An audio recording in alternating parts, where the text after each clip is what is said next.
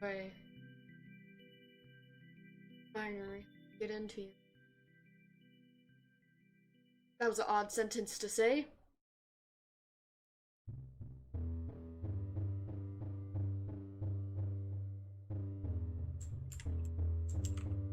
Okay, here we go.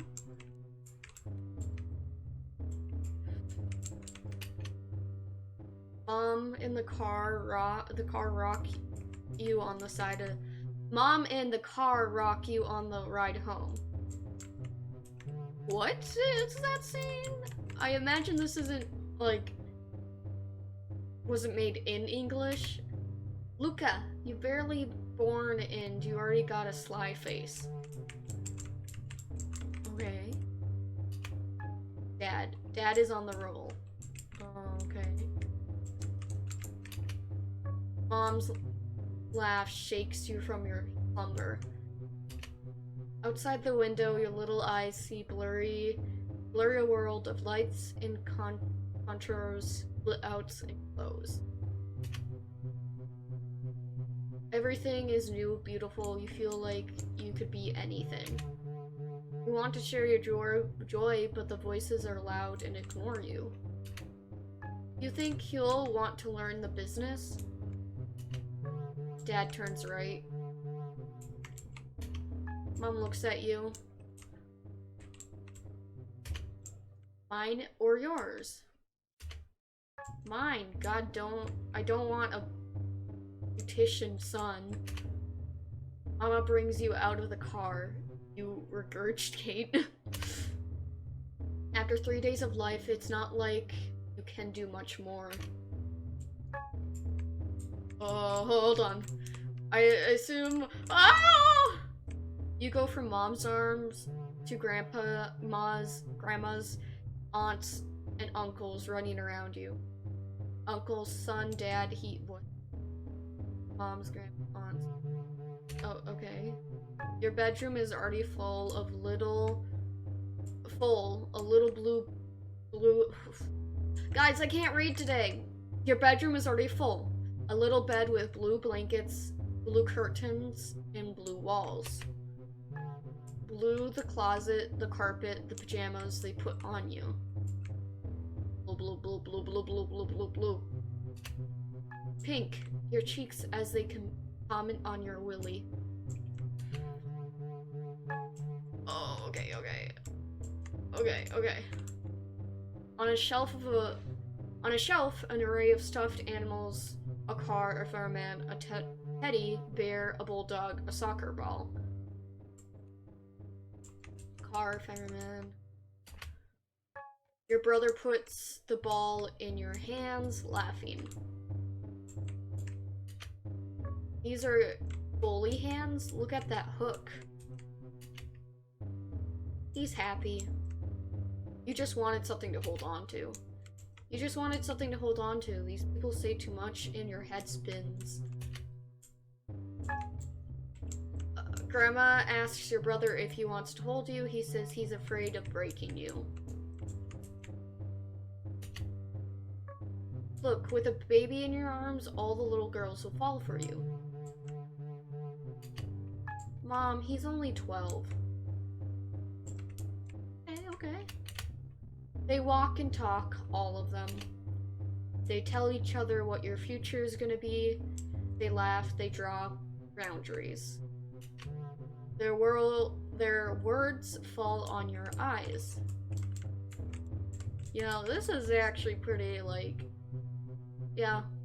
A lot of people, like, push these, like, notions, like, unintentionally push notions of these onto their kids, like, oh, my kid's gonna do this when they grow up. Like, there's that whole thing where literally a lot of moms will be like, oh, my little girl's gonna get married, my little girl's gonna have a family, my little girl's gonna, like, be a mom and everything. And it's like, what if your little girl doesn't want to get married? What if your little girl doesn't want to be a girl? What if your kid doesn't want to have kids? Like, just let your kid be who they are as they are, and don't tell them that they're gonna be doing this when they're older or whatever. Outside along the road, oh, You see less, ow!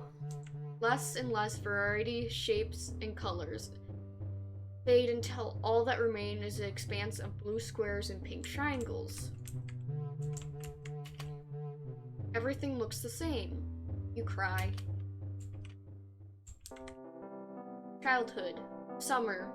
A park. Because you're a boy. The tone of someone saying the obvious. So what? So what? And so you can't do Ariel because she's a princess. We need a prince. That's all you're here for. Oh, no. Marika has her arms wrapped around her chest and is looking at you like you are the stupidest thing in the world. The other girls are bored. Laura keeps huffing. Elisa throws rocks at lizards. The sun is warm and the park is filled with festival shouts. You always do what you want. Elsa can do it. You glare at her.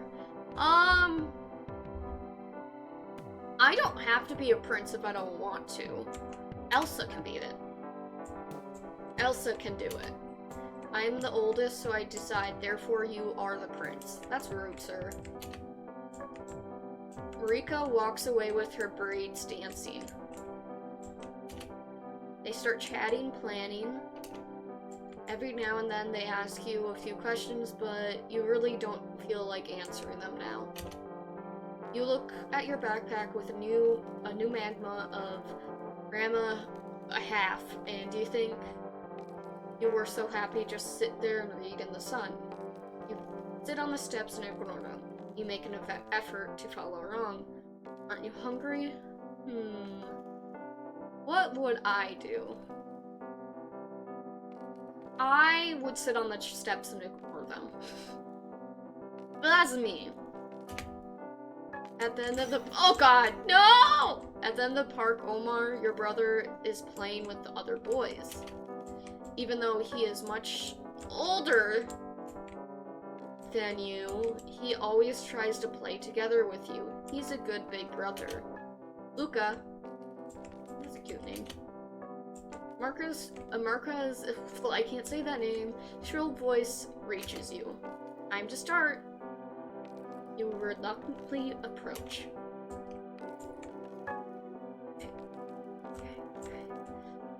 So Laura is my little sister. Elsa is our mom, but she got sick and we need the potion. But it's under the dragon's belly, and we need a hero, and we're calling. And who does the dragon? Also interrupt Marika.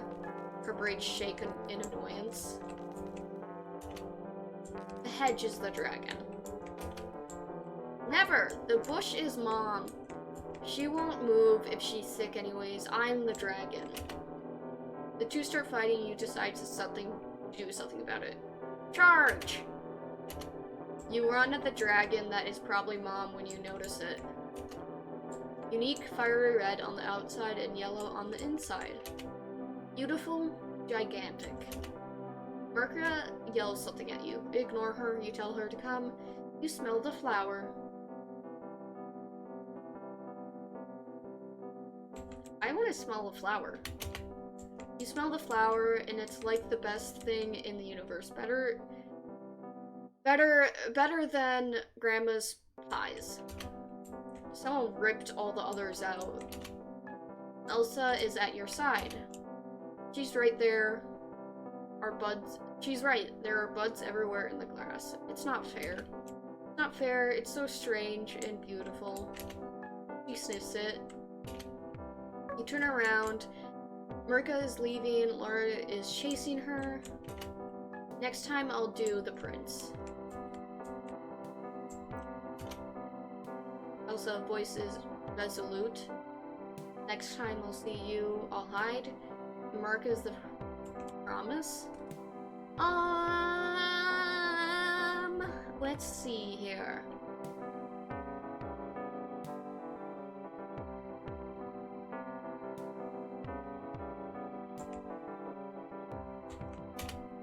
promise? And she says yes. And if Marika is a pain in the ass, she will throw her in the mud. And then comes the ball. Precisely, it slips between the two of you. It hits the flower, then it falls to the ground and takes all those petals with it. Oh, that's sad. Elsa turns around, yells, "You jerk," and runs at someone, leaving you there. You bend down to pick up the petals. Look at her, a little sissy Lulu. That's rude. Laughter. You get up behind you a few children. They're only slightly older, occasionally picking on you during breaks at school, bullying everyone. Once you finish, you back away, you answer back. So bullies. Or, it's a really complex situation. I would personally answer back and treat them the way that they're treating me. Because if they're gonna treat me with disrespect, then they don't deserve respect from me. But it depends on the person, and it depends on how you go about it. But I'm gonna answer back, because that's what I would do. You answer back, but you stammer, "Did you escape from the zoo?" A cloud of dirt lands on your head. You wipe your eyes with the back of your hand and don't see who's don't see who's throwing you down on the grass, crushing you with their weight. Try to kick, you hit something, a low cry gives you satisfaction. Try to get up, you try another kick. Stop it. Yeah, they should stop that. You reach out your hands, throw what you find, scratching and biting. If your kid is bullying other kids, and you know about this, or you've been told about it, but you refuse to believe it, then, you need to get your kid under control. Because, I'm sorry if you think your kid is a precious little baby and can't do anything wrong, but kids learn from adults, kids learn from their parents, kids absorb everything around them. So likelihood is if they're being a bully, they're either being bullied on themselves from a family member or someone, or they saw it happening. And don't let your kids do that. Punish them. Or talk to them actually. Talk to them before you punish them. And have an actual consequence that relates to it. So if you're gonna pick on someone, consequence would be... I'm trying to think of a consequence that would make sense. It's not, like, taking away a phone or something, like, there's real life consequences, so, like, if you forget to put on your seatbelt, or, like, you're drunk driving, the consequence for that is, you're drunk driving, you get in an accident, or you get fined, or whatever. The consequence needs to make sense in order for it to work effectively. But yeah, kids aren't precious little things, and they need to be taught from right and wrong, and they can't be bullying other kids, I guess. All womanly things accordingly to your brother. Men need to know how to fight. Oh, I'm not saying that. Blank, you gasp. The boar stretches a punch on your nose. You try to give him a real one. Lizno, the boy who was straddling you, starts to fly. The surprise takes away even the desire to get up. Quick steps, a few screams, then a hand that reaches out your brother's. You grab it. He lifts you up, hands you some water, wipes your face. Nothing serious, he tells you, smiling.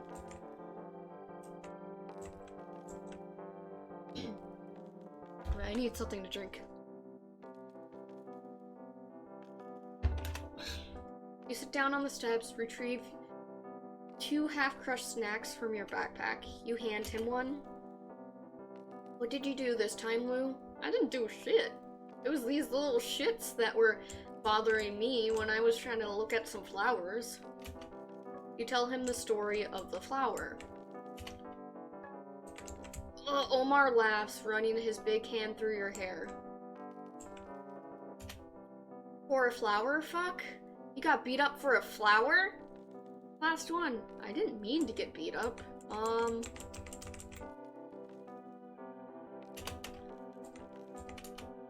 Omar sighs. You can see he's looking for the words to say something. Blue, I can't spend my life defending you. You know that, right? Yeah, I know. I know. But I don't want to. But Omar looks ahead, torturing the snack paper with his hands. Why do you think they're mad at you, Lou? Because they're stupid? Because I don't want to play with them? I know why they're mad at me, at this kid. They're mad because they've probably been taught at a young age that men can't like flowers, that men blah blah blah. So they're upset. They don't like change. They don't like people who are different, and they've probably seen their parents or someone who is older pick on others who don't conform to the society's gendered stereotypes. Ooh. You're always alone or with the girls or with grandma. You're never with the boys, and that's weird. You love grandma. I play with you. I'm your brother. It's different, and I'm older, and someday I won't be there when you need me, and that worries me. I don't want you to worry about me. Omar looks at you in the eyes, serious. You need to learn how to play. You need to learn how to be in the world, little brother. Play with your mates, pick them up when they offend you, and leave the girls alone. You'll see in a couple of years they won't want to play with you anyways. Sir, no. He smiles at you. Why? Because they'll want to do girl things and boys things. That's the way life goes. Yeah, that's a stupid way of life. And you'll always be my friend? Always, Lou. He rubs a knuckle on your head.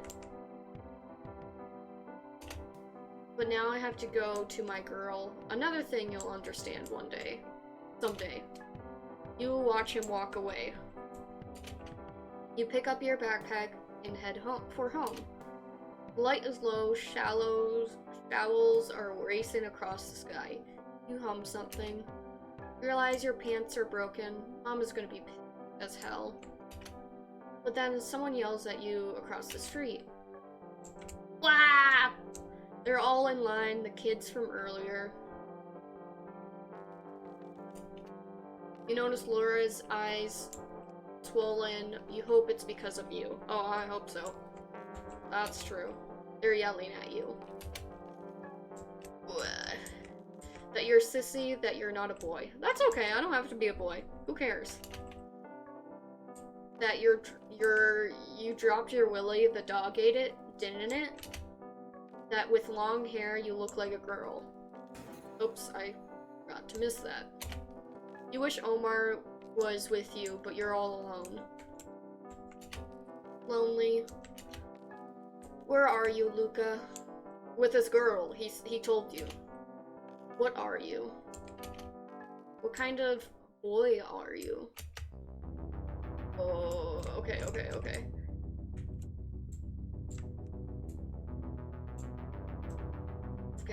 Whoop!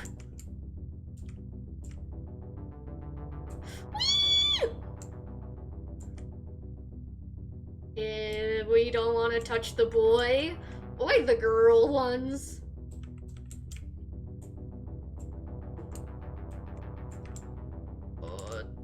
Ta-da.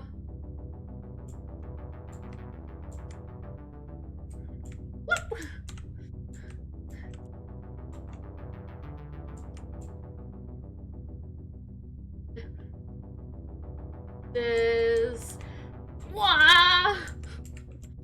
is scary. I did it.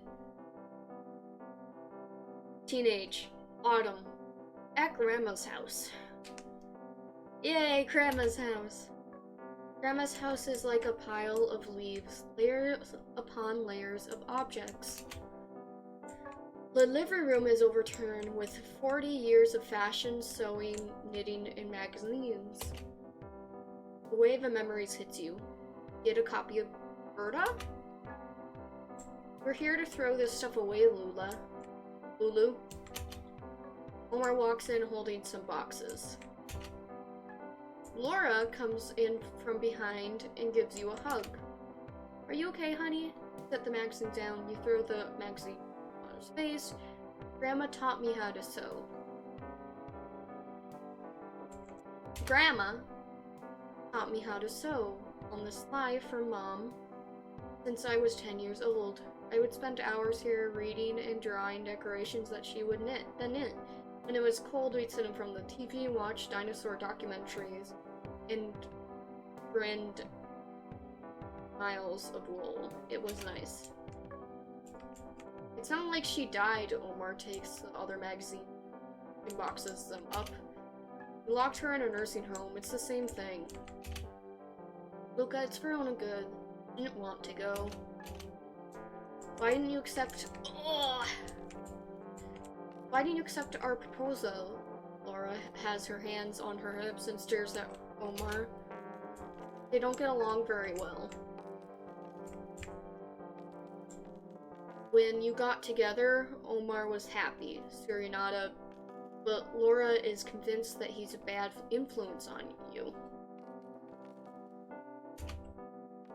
Two 15-year-olds likes to stand behind an old crazy lady. She's your fucking grandma. At least she's be happy. So Mom can sell a house. At least she'd be happy. You continue to boxing in silence. The only noise being the items moved around. Omar stacks things angrily, closes the boxes, walks down the stairs, stomping his feet, returns, repeats.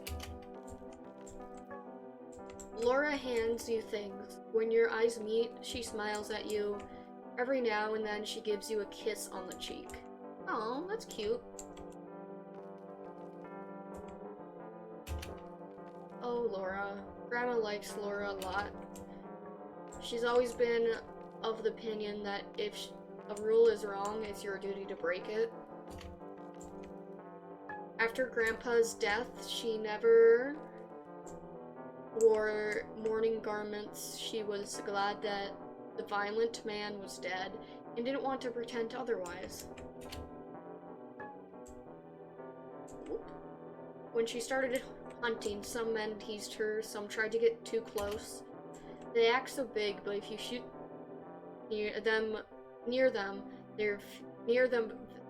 if you shoot near their feet, you see how they run. And Laura is a bit like that. What are you thinking? It takes courage to break the rules. Yeah. You know she loves you a lot, right? You can see it in her eyes every time she looks at you. Laura smiles at you, handing you a dress. It takes a moment for you to recognize it. You take a closer look at the pattern. Hibiscus flowers. Oh, we have that flower on our balcony.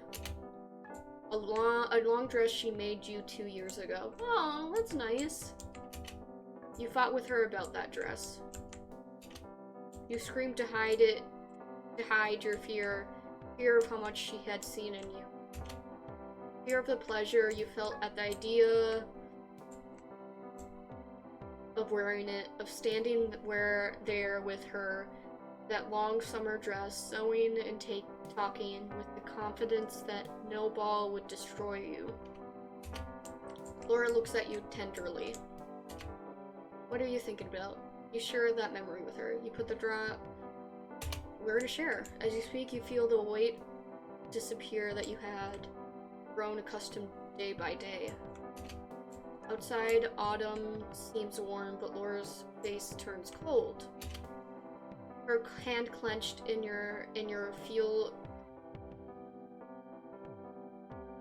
Her hand clenched in yours feels like a fist. These things of childhood, you tried to say even though you were 13 years ago. No, I'm not judging you, Lou. Really, I just like to understand.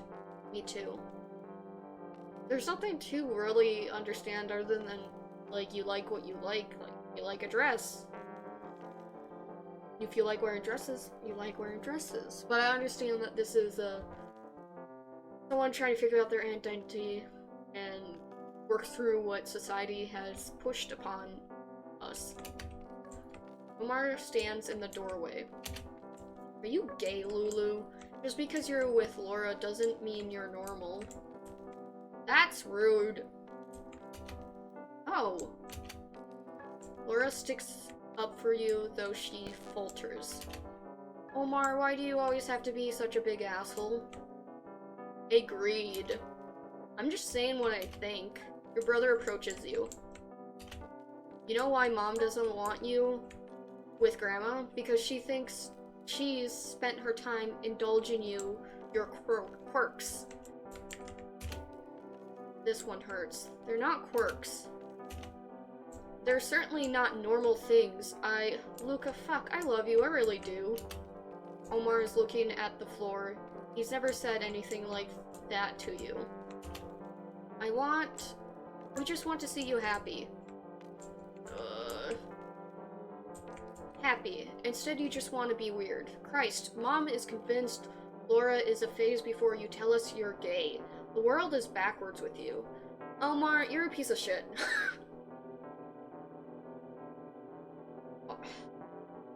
Lulu can like dresses. Lulu can like feminine things.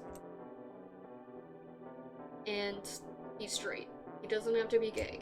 And if he is gay, then so be it. And if he's non-binary, then so be it. If he's trans, then so be it. Leave it alone. You can't understand how you feel. What do you feel right now? What should you say? Think of Grandma. You look at your brother, you hear tiredness. Grandma's strength is what's gonna.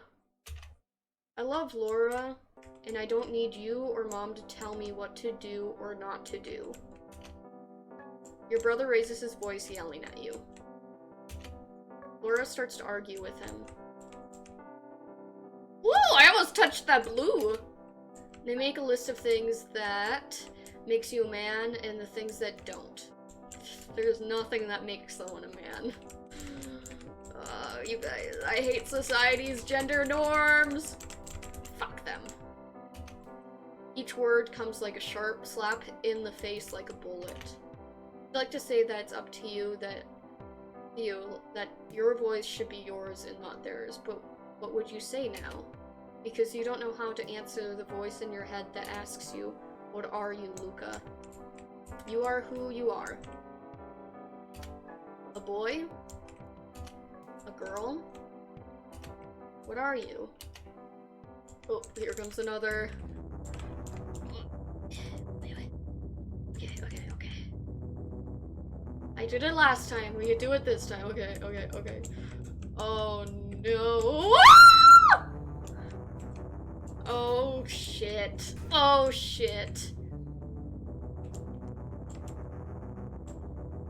Oh, ah! Oh, I can't escape that.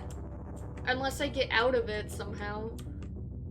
Unless I don't let it trap me. Oh, did I die?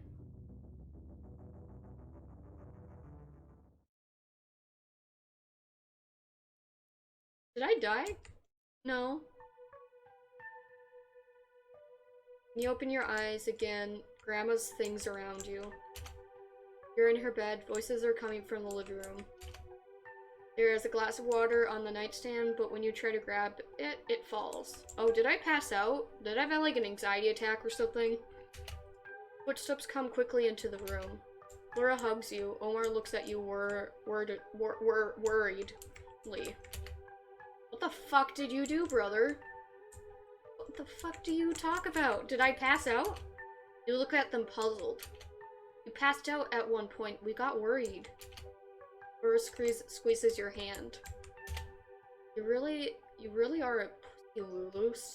Yeah, you need to stop, Omar. You're a piece of shit. Harsh. The words gets in Omar's face, and you're okay with that. Hey, I was just kidding. No, you weren't. You weren't kidding, sir. Your mind is clear. The world is clear. Get out of bed. Stop it. You stare at Omar's eyes. Lulu, did you hit your head? Lulu, again. I've had enough. Yeah, I've had enough as well. I've had enough of your Lulu. Oh, God. Of your Lulu, gay, sissy, lesbian, and so on. You're not even that original, and they hurt. They hurt. Because I'm not you. Because I'm not you, and that's okay. That's enough. I don't have to look like you. I don't even want to. Why should I? Your brother clenches his lips in fists. It's time for me to go. Omar?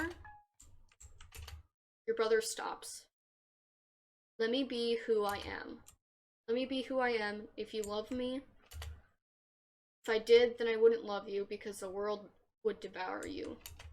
Look at Laura, smile at her. Maybe your world. Maybe your world, but there are others where there's room for me too. Omar leaves. Laura hugs you. She cries. I love you. That's cute. You kiss her, looking into her eyes.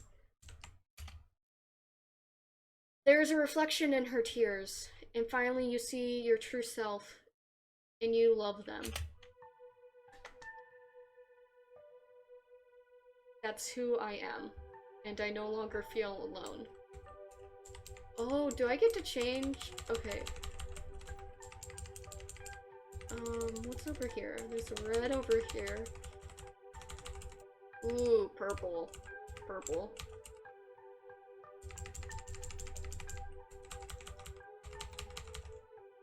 Blue. Ooh, I could get spiky! I want to be spiky.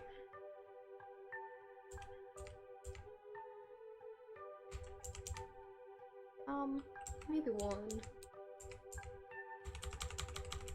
Big spiky! No.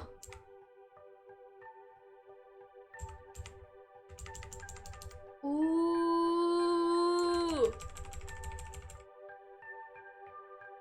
I want the other side. Yeah! And I no longer feel alone. Oh! Oh!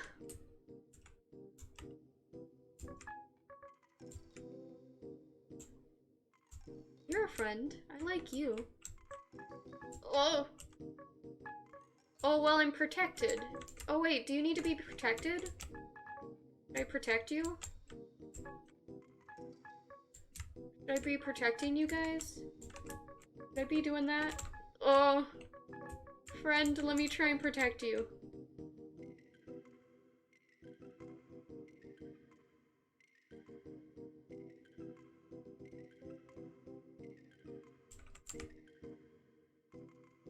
Ah. Is the other half of the story? What's that? What's the other half of the story?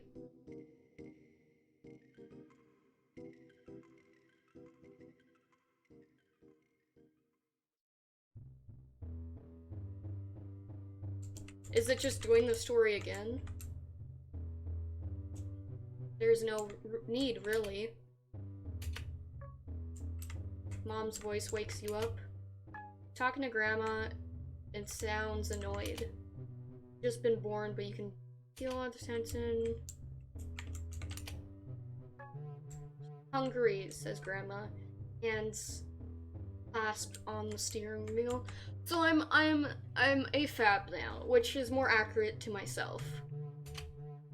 I'll feed her at home, or she'll throw up. We're almost there. Grandma snorts. Mom as well.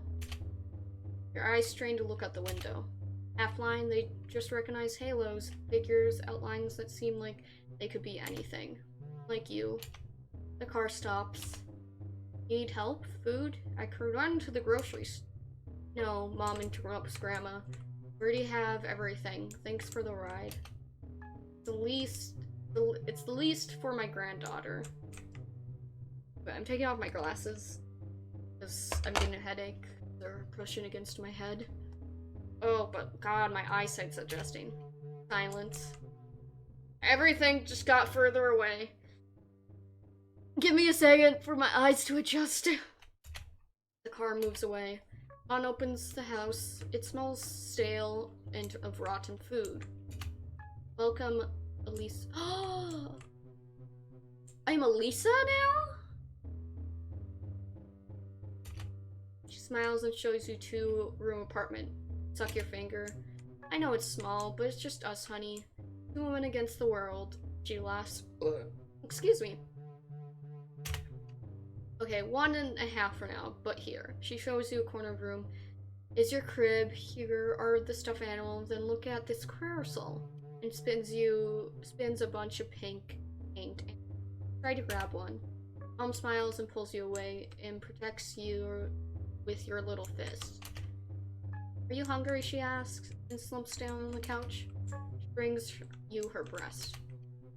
You know what? You're gonna be the best in school, so you're gonna make me proud. I'll get you a lot of floral dresses because when I was little, I wanted them too. Girls always like floral dresses. She switches positions with you. And then you're gonna be a doctor, yes. Maybe obstetrics, whatever, so you'll make a lot of other moms happy too. Although, I'll be the one for you always. Sigh. Then sleep grabs you. And maybe when you get married to a nice man, you let me live with you so I can help you with the grandkids and you can keep working and I'm still beautiful. But you're already asleep. In the dream, you see the road from before, the journey you took. There are no more colors and shapes, all the possible things. There are only blue squares, pink triangles, and hands crushing and tearing at you, trying to shape you. Childhood spring school.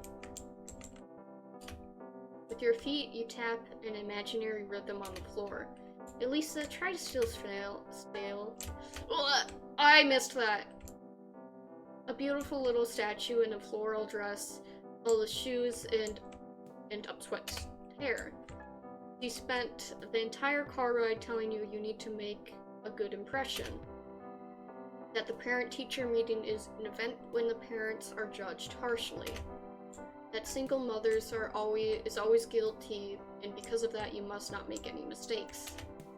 You think it doesn't make much sense, but you trust her.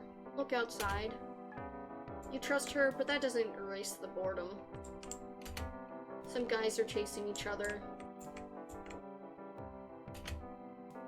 That loudmouth Laura's brought a ball. They're making teams. Mom. She ignores you. Rude. Across the yard, your classmates are chatting. You recognize Laura, Michaela, Chloe, and an older girl, Emma. So yeah, this is just me, Elsa, the other person here in the story. Only you have to sit. Can I go to the bathroom? You were there 2 seconds ago, honey. She sighs and takes your hand. Mommy's scent is so strong it gives you a headache. If you're good, I'll get you some ice cream, okay? She hands you a Road Dolls book, which you unwillingly flip through. Bull, someone yells from outside.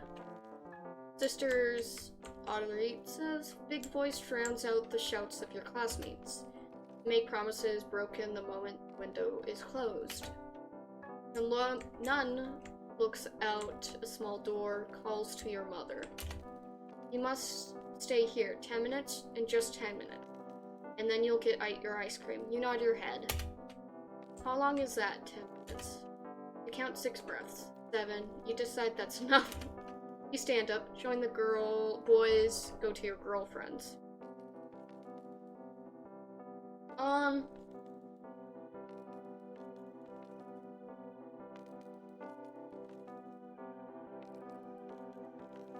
If I go to the... Oh, I'm not sure. I want to meet Luca. I think the girlfriends are with Luca. Not exactly your fourth choice, but that one that makes the most sense. No ball equals no mess. No scolding from mom. Nice shoes, comments Marika. Look at your feet. They're tight. You only wore them once for your cousin's communion. What are you talking about? The answer is so boring that your brain ignores it. You watch the ball from the one side to the other. Lorza is showing off to Luca. Oh, I should have gone to the boys! Why are boys such idiots? It's Chloe talking to you. At least they have fun. So do we. We're playing princesses. We're missing one. She looks at you with hope. You try to ignore her. Are you coming? You don't like the idea, but you have an idea. Would you like a dare? Would you like a dare? If you win, I'll play princesses until the end of school. Chloe's gaze is doubtful. Behind her comes the others. On that tree, you point to an old elm tree with low branches. Is Sister Audra's pledge. If you get it before me, you have won. It was you who stole it? Laura is surprised. You were full of pride. No record, no proof of dozens of notes you took. And those of many classmates. What a tomboy, Marika raises her pointed nose. Well, Chloe is such a nerd, she will take it for sure to the nuns. Laura is dubious. I'm not a nerd. Look at Chloe. Chloe walks over to the tree, rests her hands on it, and looks up. What if I lose? You and Marika stop making me be a princess. Be a princess every day and let me be a hunter or a dragon. Chloe doesn't wait for you and starts climbing. You dive onto the lowest branch. She's faster than you, though, than you thought. Cleverly, she makes sure to occupy the narrowest branches so you can't outrun her. There are people cheering, boys are screaming your name. You jump onto a weaker branch. Oh, you make it. Chloe catches up, though. Her dress rips and she ignores it. Maybe you like Chloe now. The screams of children are now followed by those of adults. Get down now. Marika holds Sister Audra's hand and points at you. Your mother is livid, but you can't stop now. You don't want to lose. Give up, I'm faster than you. Chloe doesn't answer you. The nuns and your mother are under the tree. Chloe shouts. She has grabbed the ledger. A curse escapes you. Marika is scandalized. And then Chloe falls down. Moments of silence, she starts to cry. You get off in a hurry. You tell right away that her arm is broken. Oops! And your mother is furious. In front of everyone, she carries you away by weight. Her voice echoes that of Marika's. She tells you she doesn't have a daughter, but a monster, a boy, that she is a disgrace, that the dress is a disaster. Marika, the nuns want to know who you are, Elisa. What kind of girl are you, Elisa? You are not a girl, Elisa. What are you? What are you? Oh wait, now I have...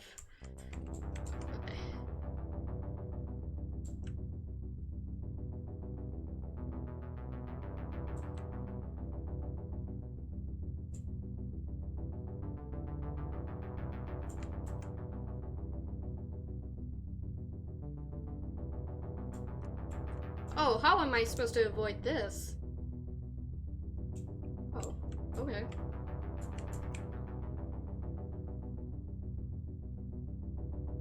Oh god! Whoops.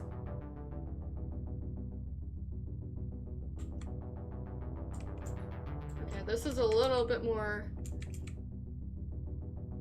whoopsies than the last one. Teenage, winter, school. From downstairs, only a few laughs. There is a strange silence, no one is sleeping, yet the chatting seems to be over. We did it! We did it! Sitting on the desk, you pass the cigarette to Chloe with a strange smile. Outside, the city sleeps. The square is empty. Tomorrow morning, it will be filled With police trucks, professionals, some rich guy, maybe a couple bored journalists. For now, though, the plaza rests. So much for 3 fucking... right? Emma tries hard to sound calm, but she's shaking. I'm proud of you, Bunny. And it's true, because in spite of your anxieties and fears, Emma, Sailor Moon superfan Bunny never gave you up. Not even when half the student council insulted all of you in front of everyone. 3. Yet you got the okay, found over 30 willing female students in the squatting bee game. Do you think Marika could really use all of this? Chloe hands the cigarette back to you. At least she'll know she's not alone. There's nothing more we can do, I'm afraid. Emma looks out the window. Marika's suspended after reporting that abuser to the principal.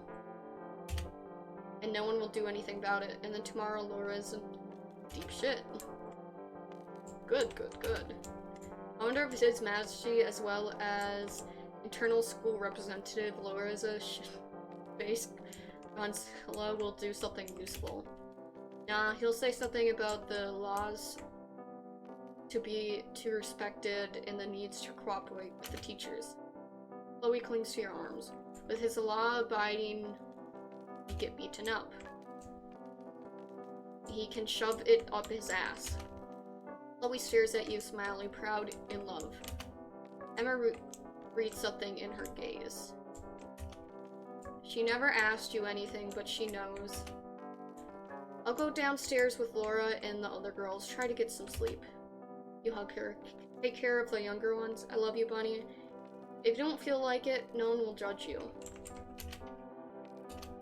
She smiles at you, tired. We started together, let's finish together.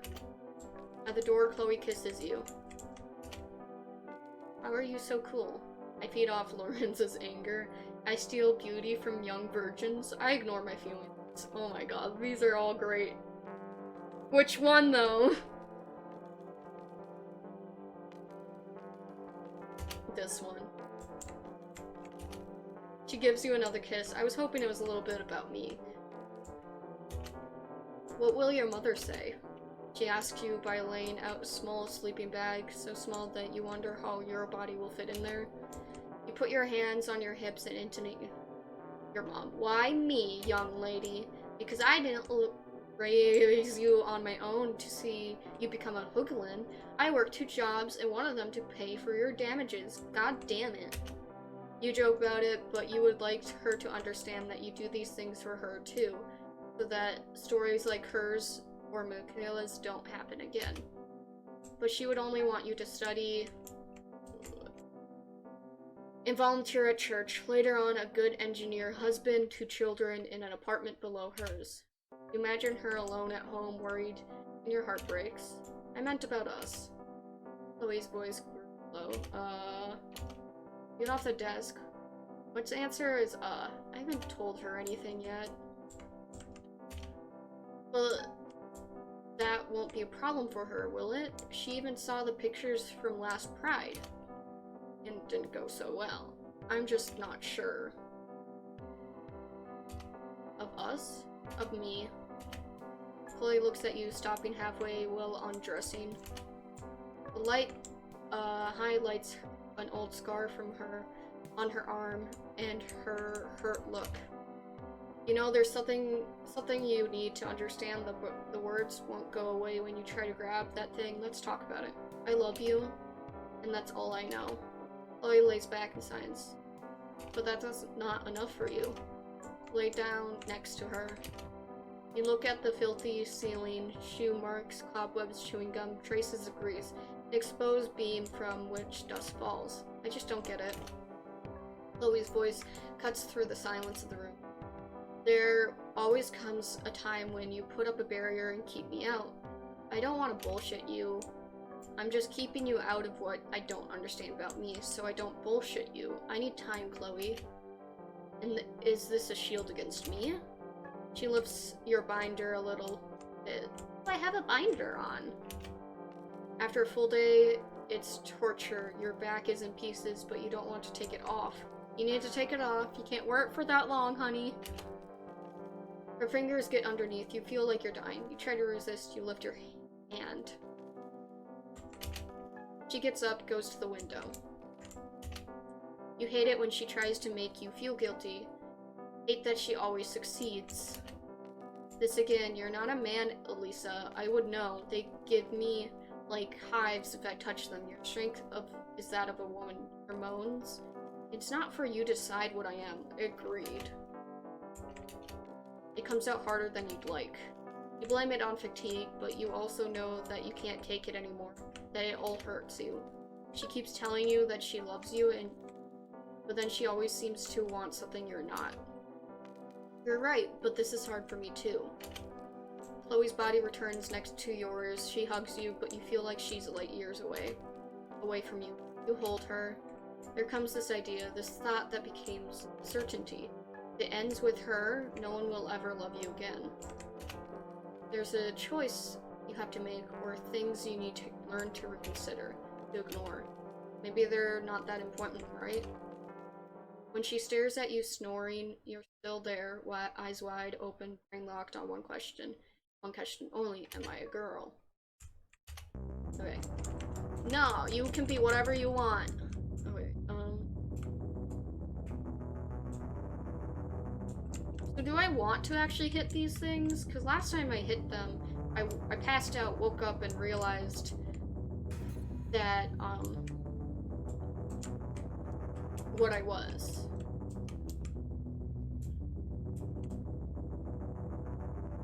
Okay. So I'm not sure if I should try and run into them instead. Or if I should, not. Oh, shit. Well, that was an accident. Oh, that was an accident, too. No! You watch your mom and Chloe talk at the club counter. You still can't get over how things have changed. Mom gestures for you to join her. Chloe was telling me that you two are thinking about going to Spain, you know? Oops. You look at your wife. She's mentioned this motherhood thing only 2 nights ago. She already decided you will have a child, apparently. It's just an idea for now. I can't wait to be a grandmother. Your mother is beaming. She looks around. Maybe it's time for me to go now, but I've been happy to help you girls out. Gives you a hug and walks out of the club. Why didn't you wear the costume I got you? Chloe looks annoyed at your loose sweatshirt. I didn't make it in time. The preparations and all. But she doesn't answer you because 2 women approach dressed as Elaine blah blah. They start talking to Chloe about money, politics, and the elder man's daughter. Redeveloping the neighborhood. What's wrong with the neighborhood? You ask without thinking. Chloe elbows you and whispers, be nice, they're the ones funding us. You smile at them. To the 2 women who are looking at you. You girls did a really great job. Congratulations, says the fake Porton. Maybe the title is a little prosaic, comments fake Ellen. Chloe laughingly defends the name of the party because obviously Halloween without men was her choice. Like 90% of the night stuff. Are you okay, Emma? Interrupts your thoughts. Yeah, I hate these people. Emma slips her arms under yours. She's dressed like she just got out of the shower with a giant scarf towel overhead. Can I talk to you? You cast a glance at Chloe, who is caught up in reviving the couple. The unprostituted disco is already full of hundreds of women jiggling, dancing, and chatting. Some of them have I'm not saying that word. Chloe will be happy with all these new members. You notice that Emma isn't wearing hers. Drags you out to the back of the club. She catches her breath. She's shivering a little, but you know well enough to know it's not because of her cold. You pass around her neck. Are you okay, bunny? I'm leaving the association. Cold, unexpected blow. You 3 created it was born from 3 years of body marches, of prides, of unauthorized demonstrations against fascist politicians to the day. It's not the project we believed in anymore, Elsa. This stuff it's something else. It's Chloe's wet dream. She looks over her shoulders. These are the people we fought against. What are those two bitches doing here? We want to survive. Those are Chloe's roads, for fuck's sake. You know that you're my bestie, right? And you're mine, bunny. She takes your hand. You're not yourself anymore, Elisa.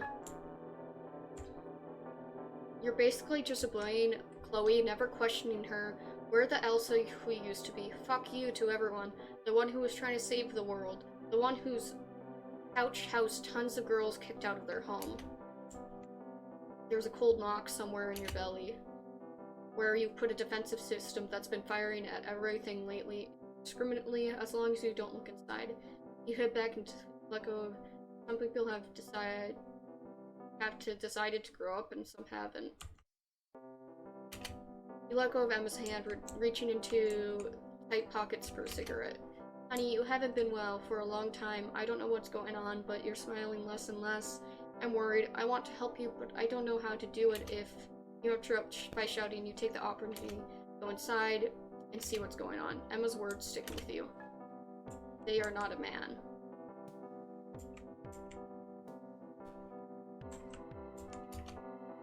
The voice falls into total silence. Even the music has disappeared. Rules are rules, and Chloe's voice is shaking. You know she's pissed. The two hyenas behind her holding 2 martinis. You approach. Laurel, never mind. Let's go somewhere else. You suddenly recognize the 2 people arguing with Chloe. Laura, your old schoolmate, you lost each other after the first school. Taichu and Luca, who you can't hear your thoughts, understand what is that who. You know in theory that he is in costume, dressed as a blondie, but you also realize that for Luca, that is not just a costume. That cold knock again in your stomach. You go towards Chloe, but Emma gets in the way immediately. This is what must not happen. We are not this. You hear Laura say something in the tone of someone who is tired repeating the same phrase over and over. They are not a boy, they are a non-binary person, and they just wanted to be in a relaxed situation. The first time they have left the house dressed like this. He holds Luca near. They were hoping not to get mocked here, at least, but apparently it's impossible. Laura intercepts your gaze, recognizes you.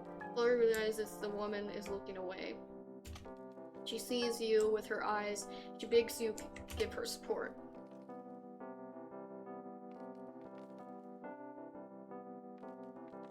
We want to support Laura.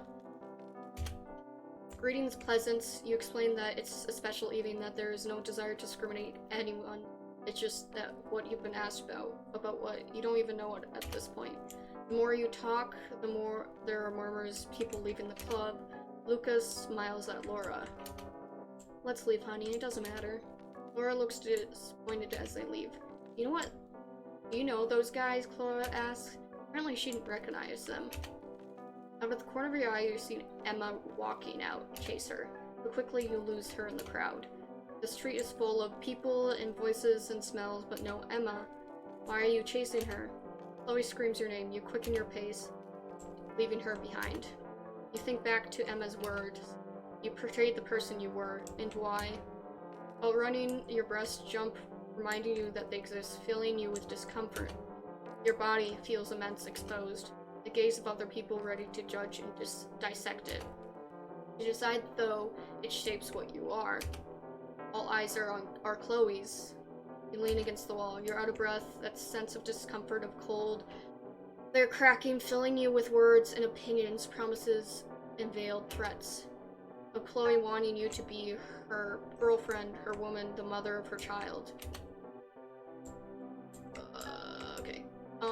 There are questions you don't want to hear because you're thinking about your mom. Your mom, who took 30 years to accept that you're a lesbian, and now really want you to change everything again? Do you want to risk losing her again?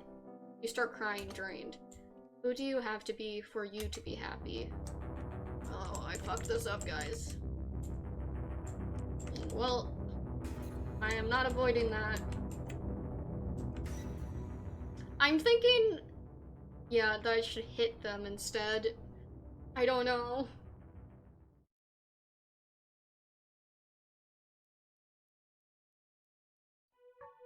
Elisa, please look at me. Funny voice. You struggle to open your eyes. They weigh a ton. You're on your knees, and in front of you is Emma. Shit, how worried you made me. You look for something to say and realize there's plenty of room now in your head. Space for new words. Chill in your belly is done. Emma? Your friends look at you worriedly. I'm scared. You start to cry. I can't remember how long it's been since you've done this. You soak Emma's shoulder, holding you, reassuring you. He tells you that everything is going to be okay. Slowly you catch your breath. You let go of her. You never realized how much her friendship was your safe place. Emma, I don't think I'm a girl. She remains silent, touching your hair. Nor bored. And when I saw Luca earlier, when I saw how happy they were in that other way, I thought that's where I belong, and it scared me. What's the worst thing that could happen to you if I did? I would lose Chloe. What if you keep not looking for an answer to that question? Remain silent. You realize that alternative is losing yourself. I think I'm gonna need your support, Emma. I'm not gonna go anywhere, honey, but don't call me Emma again or I will start to scream. You point to her costume, Foreland, messing because the night of running. May I, Bunny? She hands it to you. You ask her to close her eyes. It's immense. You use it to bind your breasts tight to make them disappear. Want to go get drunk somewhere? Emma smiles at you and handing you her leather jacket. You want to? I still have 2 cans of spray steamers, and I know where the 2 richest bitches SUV is parked. You grab her hand. She picks up the phone, ready for a selfie together. The screen shows your body.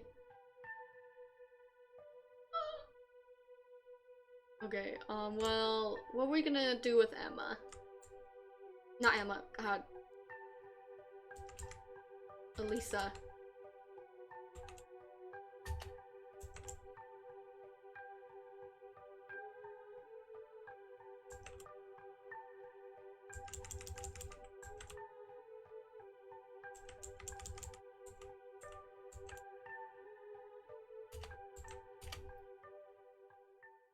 I know we're a little thingy. Do I get to see my other one I had?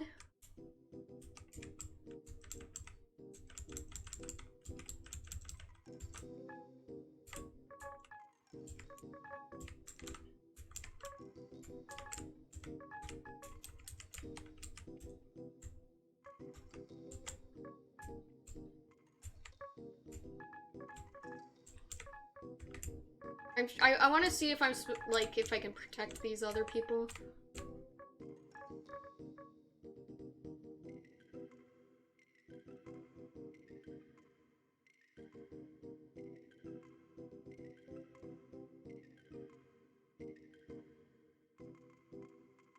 Oh my god, that was awesome. I really liked that. I almost cried there. I was this close to crying. This is... Okay. Wait, just come back to chatting. That was a really cute game. I actually, as someone who is non-binary, I'm a non-binary trans guy. That is something that a lot of people deal with is society pressures and everything, and I think it's ridiculous because, you know, people should be who they are. And society should stop telling people to be like, can't do this or that.